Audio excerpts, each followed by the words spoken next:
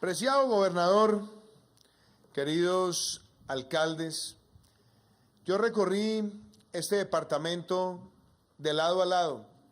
Aquí está también Jonathan y veo aquí a nuestro buen amigo al Mono Sánchez, quien apreciamos tanto. Con Ciro Ramírez llegaba yo, Alejandro, a recorrer Boyacá. Dígame esto, doctor Barracán. Yo creo que me lo recorrí de lado a lado, región a región. Y yo llegaba a todas las comunidades y me decían, ¿por qué quiere usted que recuerden su gobierno? Y yo decía, porque este va a ser el gobierno de la equidad. Y muchos me decían, ¿y esa palabra qué es? ¿Qué significa equidad? Y equidad significa oportunidades. Y oportunidades empieza por crear un camino donde la educación acorte distancias, abra esperanzas y permita hacer del talento de los jóvenes esa forma de darle a su capital humano sentido de progreso en el tiempo. Y yo recuerdo en tantas visitas a los municipios, recuerdo una visita a Isa, donde me llevó Ciro Ramírez, nos apareció un alcalde que había sido selección Boyacá de baloncesto, y entonces en un polideportivo me retó a que hiciéramos un lanzamiento poco antes de la mitad de la cancha, y él, sin siquiera agacharse, lanzó la bola, y la bola quedó dando giros en el aro y salió. Entonces me dijo, ¿y usted se le mide? Y yo estaba así con un chaleco como este, con un sombrero, y lancé, y entonces encesté. Eso no lo pude volver a repetir, por eso lo dejamos ahí. Pero a raíz de eso le dije, alcalde, la vida me ha sonreído aquí en este lanzamiento, y me sonríe porque el gobierno que vamos a construir va a ser el gobierno del deporte y el gobierno de la educación. Vamos a cumplir casi 3 años de gobierno, y en estos 3 años esas 2 promesas están cumplidas. Le dimos a Colombia el anhelo de ser el gobierno que creó el Ministerio del Deporte y el que le dio el mayor presupuesto al deporte en la historia de Colombia. Pero en educación hemos hecho lo mismo. Recibimos un presupuesto educativo del orden de 38 billones de pesos y ya supera los 47 billones de pesos, el mayor presupuesto de la historia jamás entregado a la educación en nuestro país. Y yo recorría los municipios y le decía a los ciudadanos, empecemos por la primera infancia. Demos el salto a la atención integral a la primera infancia. Y nosotros nos pusimos una meta, llegar a agosto del año 2022 con 2 millones de niños que estén en esa atención integral a la primera infancia, donde tendremos 500,000 a través del Ministerio de Educación Nacional y 1.5 millones a través del Instituto Colombiano de Bienestar Familiar. Eso está en construcción y lo acompaña otro hecho importante, que aparte de esa educación inicial, nosotros queremos que en Colombia demos el salto más importante en materia de educación para llegar a la jornada única escolar. Ya podemos decir que está el 16% de los niños de Colombia en esa jornada única. Pero nuestra meta es no solamente superar el 20%, sino dejar un camino para llegar en los próximos 4 años al 50%. Un salto que, como lo decía ahora Ángela, permita que en esa jornada única ciencias, matemáticas y lenguaje se encuentren con tecnología, se encuentren con cultura, se encuentren con deporte. Y me motiva profundamente que este es el gobierno de la infraestructura educativa. Ya no más contratistas abusivos que empezaban obras, y aquí en Boyacá sí que saben lo que es eso, que les entregaban las obras con la cédula y después le quedaban mal a las comunidades, derrumbaban viejas infraestructuras y después no le cumplían a los niños y los niños tenían que improvisar el lugar donde recibían su formación. En este gobierno dijimos ya basta, enfrentamos el problema y estamos entregando los colegios que reclaman los niños de Colombia. La demostración más clara la vemos hoy acá, en esta escuela superior normal. Me lo decía usted, querido Alejandro, aquí había una frustración, pero hoy hay una realidad. Y eso se debe a un Ministerio de Educación en cabeza de una mujer excepcional como María Victoria Angulo. Y eso se debe a una directora del FIE como Adriana González, que le pusieron el pecho al problema.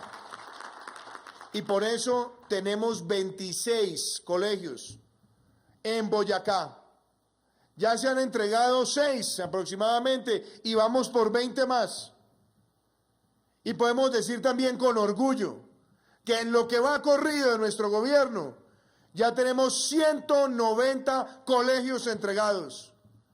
Y también, para que no quede duda, hemos entregado ya más de 5.000 aulas en todo el país y entregaremos 12.000 aulas, algo que no ha sido jamás logrado por gobierno alguno.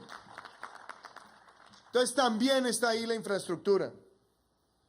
Y está la formación integral, porque siempre dijimos, recorriendo Boyacá, la doble titulación, que se gradúen los jóvenes en una mano con el título de bachiller y en la otra con el título de técnico. Ya superamos los 145.000 y vamos rumbo a llegar a esa meta que nos hemos propuesto de llegar a más de 600.000 estudiantes. Eso se hace de la mano con el SENA, se hace en el trabajo arduo con el Ministerio de Educación, con los colegios, con los directivos, y eso significa también oportunidades, con un SENA que está abriendo el camino también a la formación en las habilidades propias de la cuarta revolución industrial, en la aplicación y lectura de códigos, en la programación, pero también en las habilidades de la economía naranja y en nuevas habilidades en servicios. A eso tenemos que agregarle algo adicional, la educación superior. Porque nosotros fuimos conscientes de la deuda histórica del país con el sistema educativo. En los inicios, en la alborada de nuestro gobierno, nosotros estábamos viendo a muchos estudiantes reclamar recursos porque había una deuda histórica. Y nosotros le pusimos el pecho a esa realidad, cumpliendo nuestra promesa de gobierno. Podemos decir hoy, también con la frente en alto y con el cuerpo erguido, que este ha sido el gobierno que más recursos le ha dado a la educación superior de Colombia y el que más ha expandido la gratuidad. Recibimos la gratuidad en educación superior en el 8%. Ya nos acercamos al 30% y la dejaremos en el 50% en agosto del año 2022. Pero hemos sido también solidarios e innovadores en medio de la pandemia, que muchas familias, muchos padres se han visto afectados para poder cubrir los recursos de la educación. Y gracias a la creación del Fondo de Solidaridad, tenemos hoy en nuestro país más de 600.000 estudiantes que en este semestre y en el semestre pasado pagaron cero, y recibieron el apoyo para no desvincularse de su formación. No hay un precedente de un hecho de esa naturaleza en gobierno alguno en nuestro país para ser solidarios con los jóvenes que están en la Universidad Pública de Colombia. Y me motiva también vincular todo este proceso a la oferta laboral. Por eso con el Servicio Público de Empleo, por eso también con el sistema regulatorio de la función pública le hemos abierto oportunidades a los jóvenes. Es mucho lo que falta, sí, pero estamos en ese proceso y eso se logra con educación. Pero también está el docente y también está el directivo y también está en las escuelas normalistas. No solamente habilitamos recursos para hacer remodelación y mejoramiento de las escuelas normales en el país, sino que, óiganmelo bien, lanzamos el programa donde quienes se han formado en las escuelas normales y están en proceso ya de aplicación docente, de gestión docente, puedan acceder a maestrías y a formación de especialización a través de la educación digital. Y se acompañan también de recursos a través de Conciencia Soy, Ministerio de Ciencia y Tecnología, para que sus prácticas y el ejercicio profesional docente también les brinde apoyo para innovar en la forma en la que enseñan. Este es, sin lugar a dudas, el gobierno de la educación. Y lo es porque desde el primer día tuvimos claro que la educación no es ni de izquierda ni es de derecha. La educación es de todos los colombianos. Y lo que no puede ser jamás la educación es prisionera de ideologismos. Se invierte en educación, se transforma en educación porque es la base de la construcción de equidad en nuestra sociedad colombiana, queridos amigos.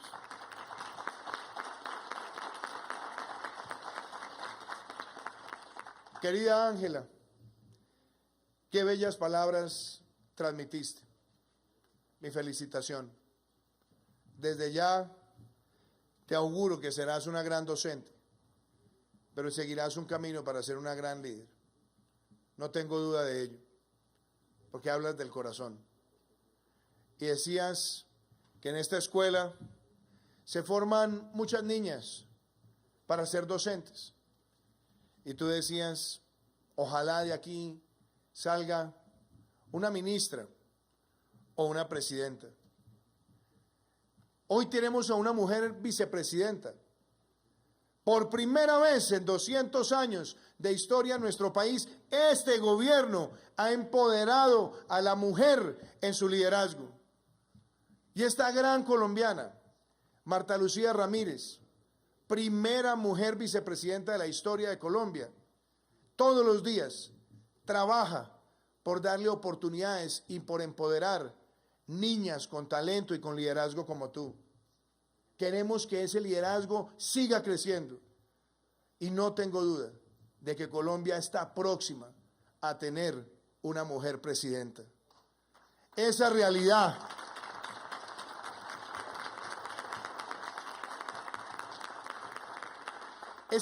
que la vemos hoy en tantos países, Estados Unidos tiene hoy por primera vez, también en tantos años, una mujer vicepresidenta.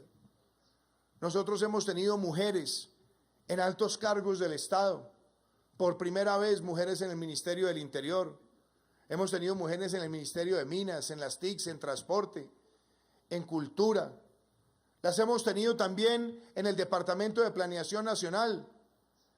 Tenemos aquí una consejera de las regiones, la doctora Palau, la consejera de competitividad, la consejera de seguimiento y cumplimiento de la gestión pública, la consejera de derechos humanos, la secretaria de transparencia, viceministras en la gran mayoría de ministerios, porque entendemos ese clamor que tú has hecho el día de hoy y queremos que en esta formación de esta escuela superior normalista tengan ustedes también en su formación el liderazgo y de transmitir ese sentimiento de país.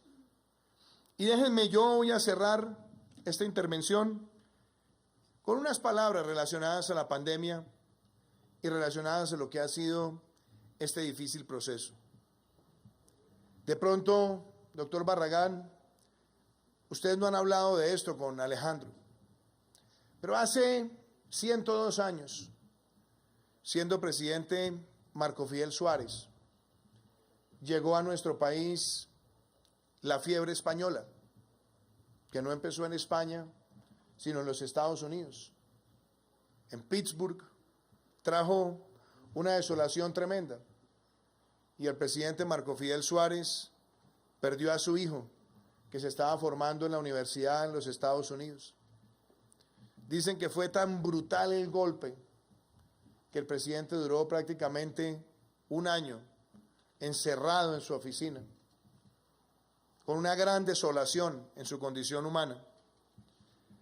Pero Colombia aprendió muchas cosas y uno de los departamentos más afectados por esa pandemia fue Boyacá. Quienes han hecho estudios sobre las enfermedades en Colombia aseguran que tan solo en Boyacá se llegó a presentar una cifra de cerca de 50.000 muertos. Lo propio en otros lugares del altiplano, y en esa época no había aeropuertos. Estas pestes llegan por donde uno menos piensa, se expanden y son crueles. Esta pandemia es la pandemia del siglo XXI y es la pandemia de la globalización. La pandemia que se encuentra con la globalización y que se encuentra con la posverdad y que se encuentra con muchos ánimos de odios en la política. No hay manuales para enfrentarla. No hay una cartilla que diga cómo se contiene una pandemia de esta naturaleza. Nos ha tocado a todos enfrentarla. Y sabemos que en la gestión pública, yo recuerdo las primeras conversaciones con el gobernador Barragán, su angustia, con razón. Y yo le decía, tranquilo gobernador, vamos a ir enfrentando esto con las herramientas epidemiológicas. Tomamos decisiones durísimas, sin precedentes en nuestro país, como decretar un aislamiento generalizado, prepararnos en las capacidades. Y en ese momento no faltaban las voces catastróficas que decían no va a haber ventiladores, no va a haber pruebas, no va a haber hisopos, no vamos a poder duplicar las UCIs.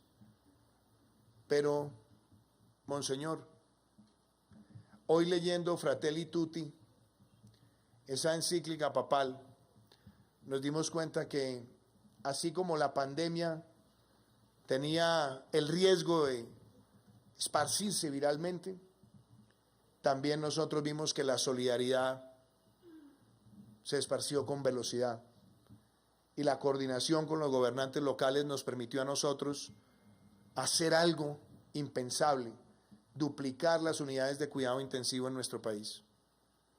Con un cronograma fuimos asignando los ventiladores en territorio. Con un cronograma fuimos aumentando las capacidades de laboratorios en el país. Y logramos hacer ya más de 10.300.000 pruebas. Con esa misma solidaridad empezamos a difundir los criterios, Alejandro, de esos protocolos de bioseguridad en los que trabajó tanto nuestra vicepresidenta. Y hemos logrado, y le agradezco al Congreso de la República, tener una respuesta social efectiva. Un programa de apoyo al empleo formal que por primera vez en la historia de este país subsidia el salario de más de 3 millones de trabajadores.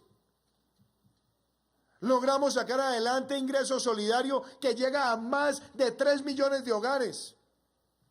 Poner en marcha la devolución del IVA a 1 millón de colombianos y este año a 2 millones de colombianos. Tener los días sin IVA. Sacar adelante las líneas de garantía del 90%. El Fondo de Solidaridad Educativa. Los mecanismos de solidaridad en servicios públicos. Esa es la demostración de la capacidad que tiene Colombia para enfrentar la adversidad. Y esa es la capacidad que necesitamos hoy para seguir saliendo adelante. Nos dijeron hace unos meses que no teníamos negociaciones de vacunas, que no había contratos, que no hablaban inglés, que no teníamos cronograma, que no había plan. Se compraron las vacunas, se negociaron a tiempo, se le informó al país, se le dijo al país que vacunaríamos en el mes de febrero. Y por eso el próximo 20 de febrero, cuando empiece este programa de vacunación, que empezará gradualmente creciendo en el territorio con criterios claros de empezar por vacunar a quienes están más expuestos a morir por esta enfermedad y después ir llegando a otras profesiones y a otros rangos etarios. Tenemos que hacer esto un propósito nacional, no un vehículo para hacer politiquería o para sembrar odios o para sembrar división. Este tiene que ser un proyecto de país, vacunación masiva, reactivación segura y Colombia sale adelante. Así es que tiene que ser esta tarea.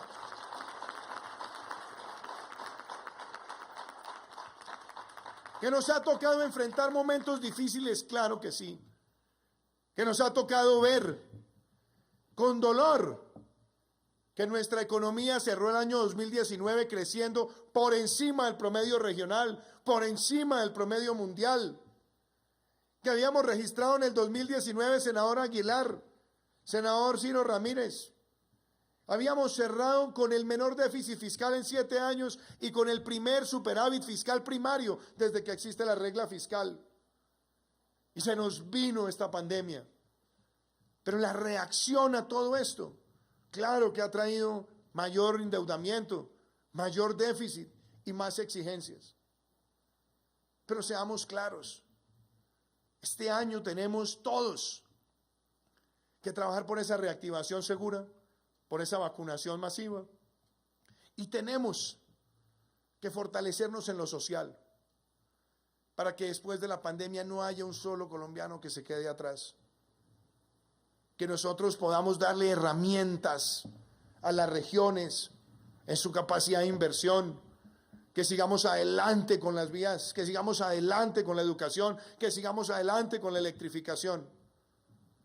Y lo tenemos que hacer buscando las mejores soluciones posibles. Y me alegra, señor gobernador, señor rector, estar hoy acá, porque uno puede usar muchas palabras y muchos discursos. Aquí vemos las aulas, donde queremos que se forme el talento y la capacidad para que Colombia siga adelante. Ángela, gracias por inspirarnos hoy. Gracias, rector, por recibirnos hoy. Gracias, Adriana, por este trabajo. Gracias, ministra María Victoria. Y a nuestra vicepresidenta, también mi gratitud. Ella ha estado trabajando mucho por Boyacá.